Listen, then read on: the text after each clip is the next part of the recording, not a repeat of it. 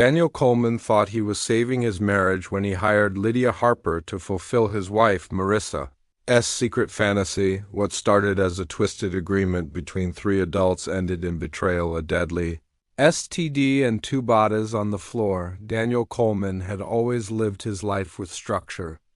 A man of numbers and forecasts, he prided himself on control.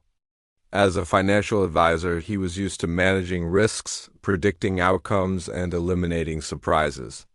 His marriage, too, had once fit neatly into this framework. He and Marissa had been high school sweethearts, the couple everyone admired. But perfection fades over time, and by their 12th year of marriage, the cracks had begun to show. Marissa had changed. She wasn't the same vibrant woman who used to leave sticky notes with hearts on his windshield or bake his favorite cookies just because. She had become distant, caught up in her online presence as a wellness influencer. Her followers adored her, but Daniel knew the truth behind the motivational quotes and filtered selfies was a woman growing restless. Their conversations were short, their physical connection barely present, and intimacy had become a scheduled formality, not a shared experience. It was during a late-night glass of wine and an unfiltered conversation that everything shifted. Marissa, vulnerable and unusually honest, confessed to Daniel something he wasn't prepared for. She admitted to feeling emotionally and sexually unfulfilled. Then she told him about a fantasy she kept hidden for years, a desire to explore herself through an experience with another person. But with Daniel's knowledge and consent, she wasn't looking for betrayal. She wanted permission. She believed it would ignite something in her and possibly in them. Daniel's initial reaction was disbelief. He didn't know how to respond, but part of him was intrigued. He told himself that exploring this fantasy could be the spark their marriage needed. It wasn't about cheating if they agreed to it together. Over the next few days, he obsessed over the idea, not with jealousy, but with the strange possibility that this could somehow make things better. He began researching, reading about couples who had tried similar arrangements, forums, blogs, even therapy podcasts. The more he read, the more it seemed possible, even logical. Daniel convinced himself it could be done safely if managed properly. The key was control, choosing the right person, setting clear boundaries, and ensuring Marissa felt secure. He never told Marissa what he was planning. Instead, he began making arrangements himself.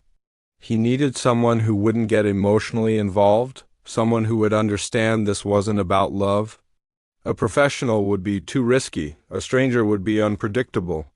So he looked back into his past, scanning through social media and old contacts until he landed on Lydia Harper.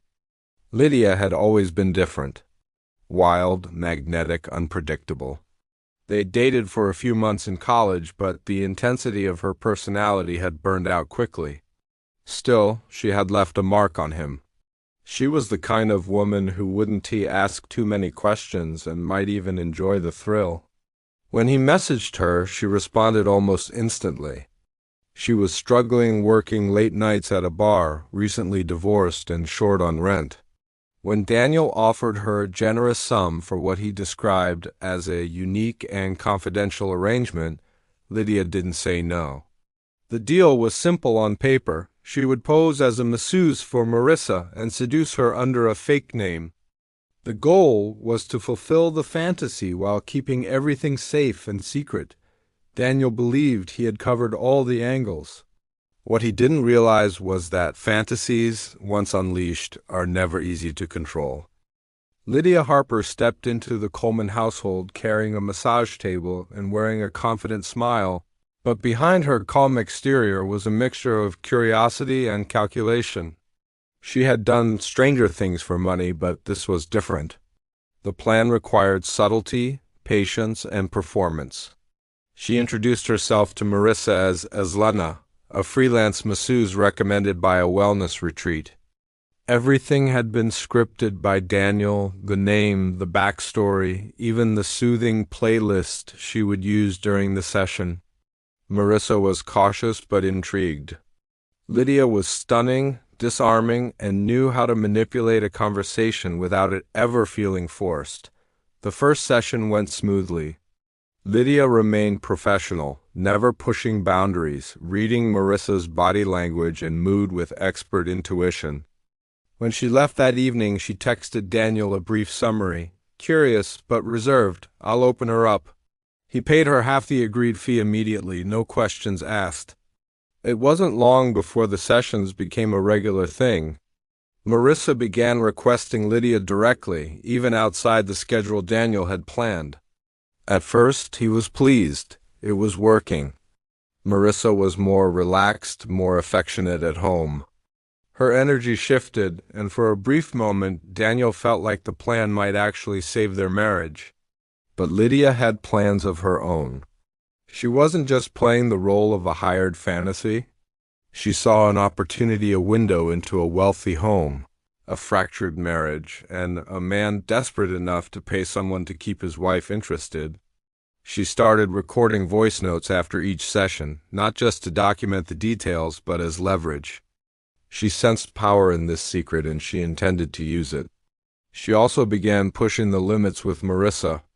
A brush of the hand that lingered longer, soft compliments layered into conversation, and eventually, physical closeness that crossed into the realm of intimacy. Daniel started to lose control. Marissa stopped sharing details of the sessions with him. He began to suspect that something deeper was happening, something he hadn't planned for. Lydia wasn't following the script anymore. He confronted her via text, asking if she had gone too far. She responded cryptically, "You wanted a fantasy. I'm just giving her what she wants." Then came the demand for more money. Lydia claimed Marissa had become emotionally attached and that if Daniel wanted things to remain quiet, he needed to pay for continued discretion. She also hinted that she had recordings, private conversations, intimate moments, things that could ruin both their reputations. Daniel, panicked and furious, transferred the money without hesitation. He wanted it over, but Lydia wasn't letting go. Marissa, on the other hand, was changing. She had withdrawn from Daniel completely. She spent more time in her home studio, stopped posting on social media, and avoided public appearances. When Daniel asked what was wrong, she deflected. He felt the marriage slipping through his fingers, and the fantasy that was meant to save them was now tearing them apart. Behind closed doors, Lydia was already plotting her next move. She had no intention of walking away quietly. For her, this wasn't just a job anymore, it was a game of control, and she was winning. It was 3 weeks after Lydia's last visit when everything began to unravel. Marissa had been unusually pale, often tired, and increasingly withdrawn. At first, Daniel thought it was depression, maybe guilt, maybe confusion over the blurred lines of their recent arrangement. But then she fainted during a routine yoga session, and Daniel insisted she see a doctor. The blood work came back with shocking results.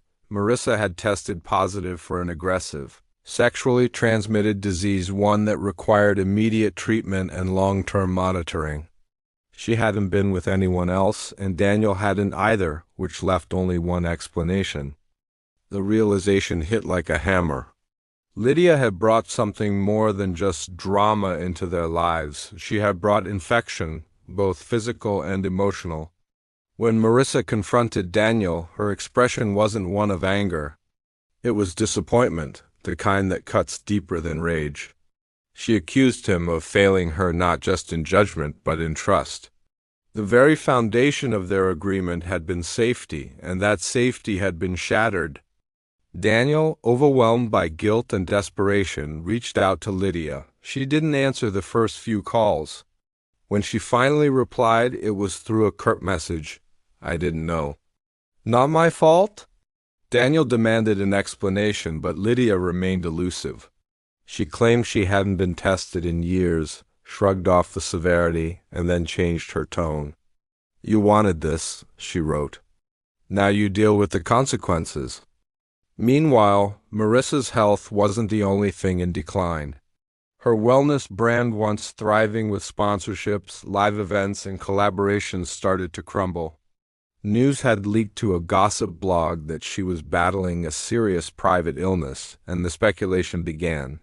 Sponsors quietly withdrew. Followers posted concerned comments. Her email inbox became a flood of cancellations and cold silence. She disappeared from social media without warning. The woman who once inspired thousands to live clean and pure was now trapped in the shadows of shame and regret. Daniel, desperate to fix what was left, hired a private investigator to look into Lydia. What he discovered turned the situation from scandal to something far darker. Lydia wasn't acting alone. She had a partner, Brent Malley, a man with a lengthy criminal history. Fraud, extortion, battery. The investigator provided photos of Brent and Lydia together, laughing at a diner, exchanging what looked like envelopes. Lydia wasn't just a reckless ex or a woman who'd gone too far. She was running a scheme, and Daniel realized he and Marissa had become the latest targets. The pattern was now clear.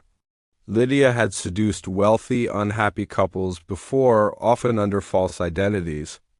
Brent would come in later, usually as a jealous boyfriend or someone who discovered the affair, and the two would blackmail their victims for silence. It wasn't about intimacy, it was about leverage, and the Colemans had been easy prey.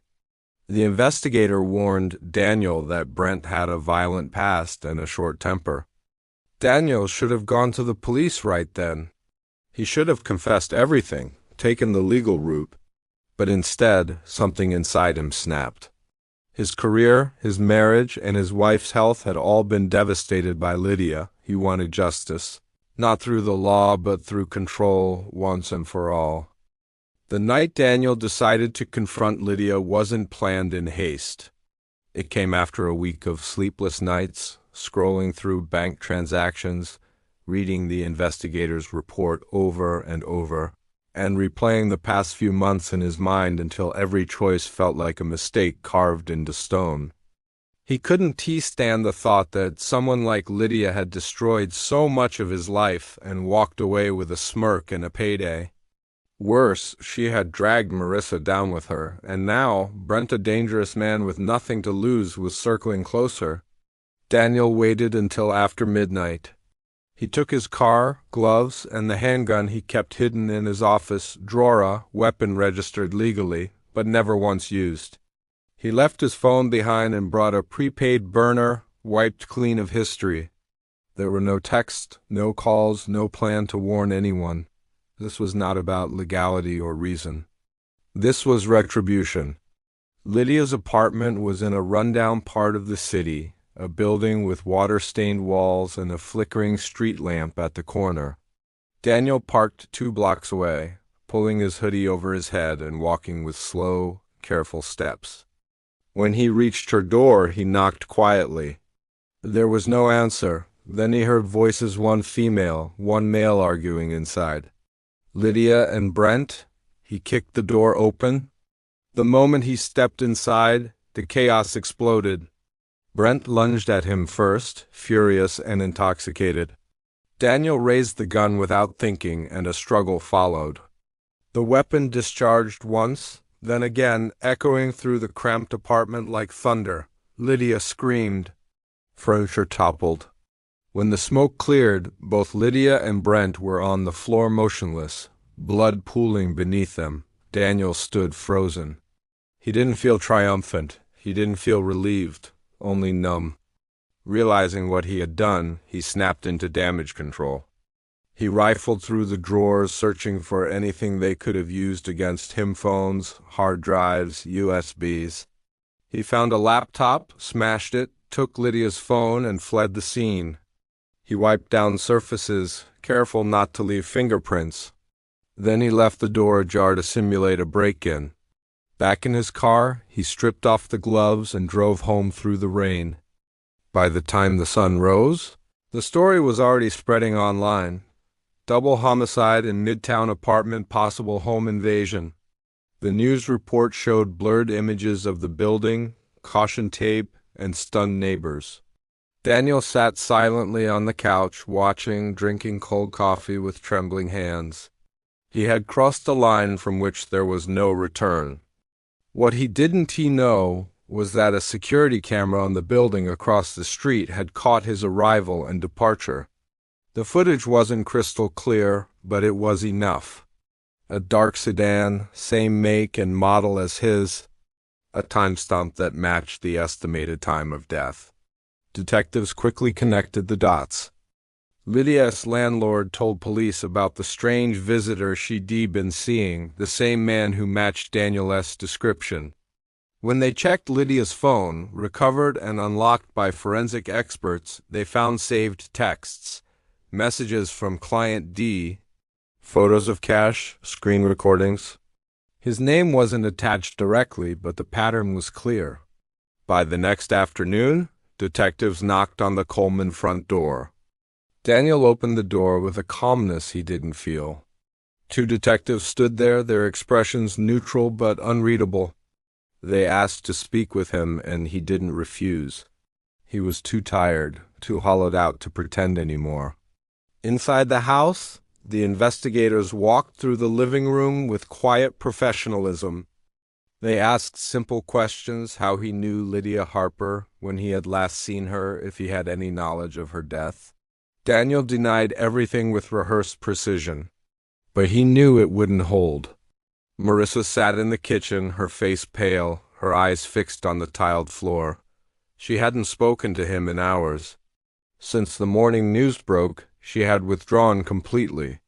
He had tried to comfort her, but the connection between them had collapsed entirely. Whatever spark had once existed was now buried beneath lies, secrets, and blood. When the detectives asked to search the property, Daniel hesitated, but he nodded. Refusing would have raised flags. It didn't take long for them to find the burner phone, hidden behind a false panel in Daniel's office wall. They examined it on site, then quietly excused themselves to make a call. Less than an hour later, Daniel was placed under arrest. Marissa watched from behind the kitchen counter, unmoving, her arms crossed tightly over her chest. She said nothing. She didn't protest. She didn't cry. At the station, Daniel sat through hours of questioning.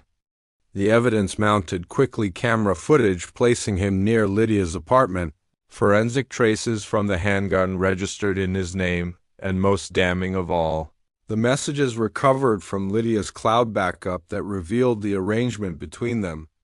There were no direct confessions, but there was enough circumstantial detail to leave no room for reasonable doubt. Daniel requested a lawyer, but it was too late to stop the momentum. The trial began 6 months later and gripped the media with its sensational twists. Headlines screamed betrayal, fantasy gone wrong, a husband turned vigilante.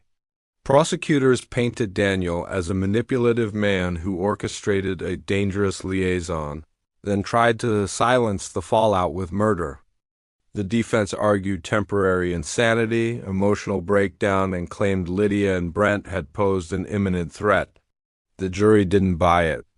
After 3 days of deliberation, Daniel was found guilty of double homicide. He was sentenced to life in prison without the possibility of parole. Marissa didn't attend the sentencing. By then, she had left the city, closed her business, and deleted all her social media accounts. She moved to a small coastal town under a new name, trying to rebuild in silence. Her health slowly improved, but her trust in people never did. She kept her story to herself, refusing every interview request and media offer. Her once inspirational voice faded into obscurity. The house they once lived in was sold quietly at auction, its walls holding a story no one wanted to tell. And Lydia and Brent were buried in the same cemetery, side by side, two grifters caught in a game that spiraled beyond their control. A fantasy had become a nightmare, and in the end everyone lost.